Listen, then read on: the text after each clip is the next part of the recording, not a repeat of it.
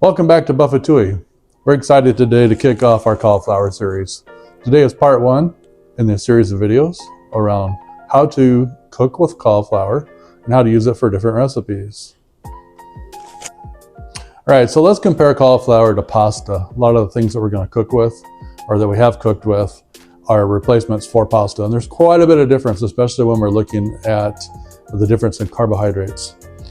So you'll see on this side over here, the nutritional values of pasta, and over here you'll see the nutritional values for cauliflower. One of the key things I want to talk about is carbohydrates.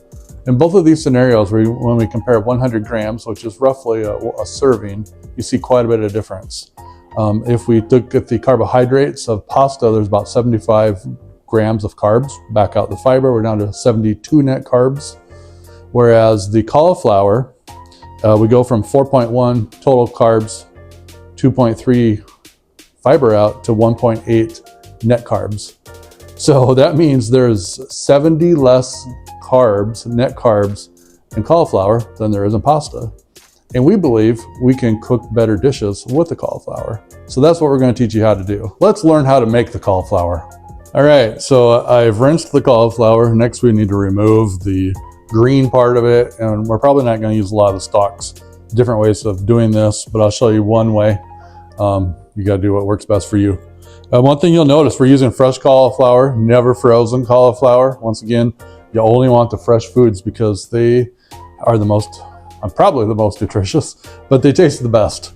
So we're going to go ahead, and I like to always have a bowl here to throw stuff away. So I go in, I try and cut off a bottom part here the best I can, and throw that in our bowl.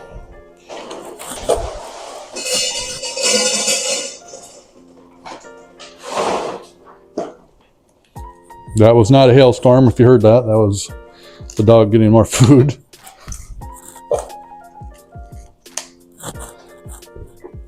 All right, so now we're going to cut this in half. You can see here all the green stuff. We want to get rid of that. And we're gonna try and cut stuff into smaller pieces, roughly this size. I don't like to rice it per se. I like to keep it a little bit larger because then it gives more of a texture. It makes you think that you're eating pasta. Just for the, if you rice it, you can use it for other dishes such as sushi, but this is really our preferred size. So you can see here, we're going to try and take out this core and really leave what's left behind that's really yummy. You can use it if you want. I don't like the texture of it.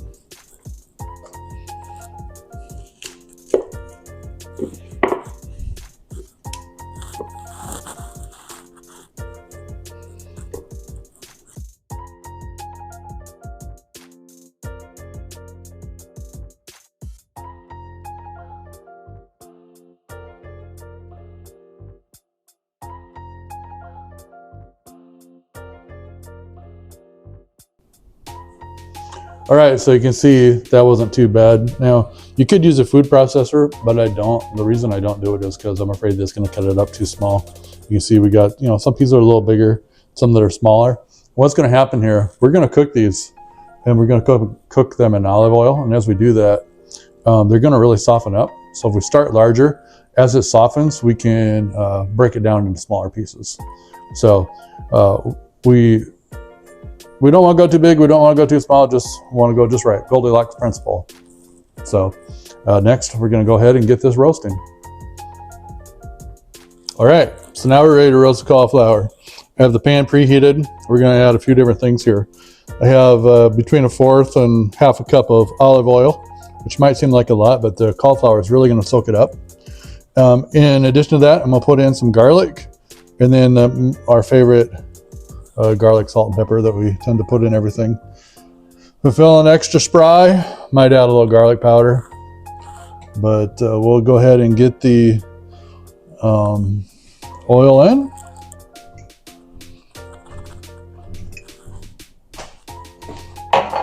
And we'll throw in the garlic. I'll just let that marinate there for a second.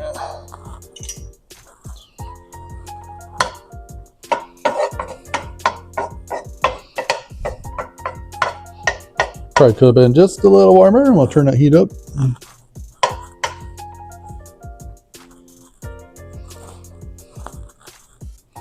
Starting to sizzle.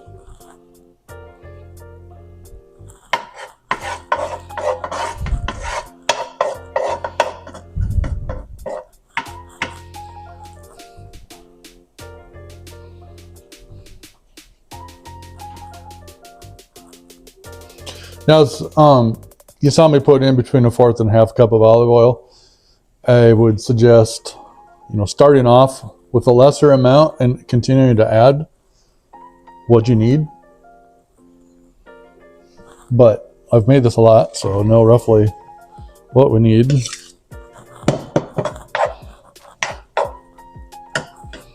It's possible we might need a little more. There's some variation in the size of cauliflower heads as well. I would say the one we're using here is just a medium-sized cauliflower head.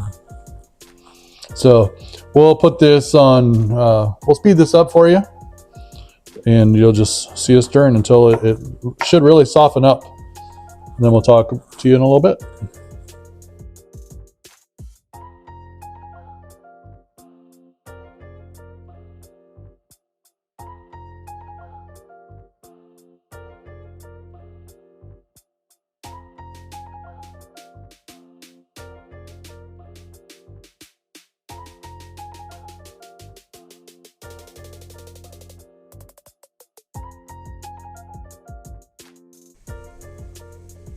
All right, so we've been roasting here for a while, as you've been watching, and you can see now that the cauliflower is getting a little softer. You can see it's changing color from white to yellow. I did add a little more olive oil, so we do have about 1/2 cup in there. Like I predicted, I might need a little more. I did put in a little more garlic powder, as well as the salt, pepper, and garlic. So we're going to go ahead and take this off, and we'll sample it. All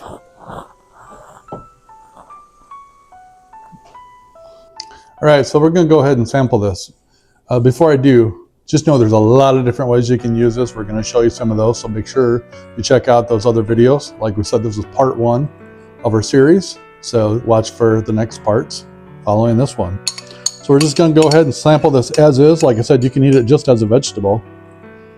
And that's what we're doing for part 1.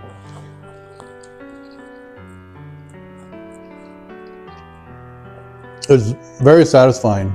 So thanks for going with us on our Buff-A-Touille experience today. And we look forward to seeing you again on our next one.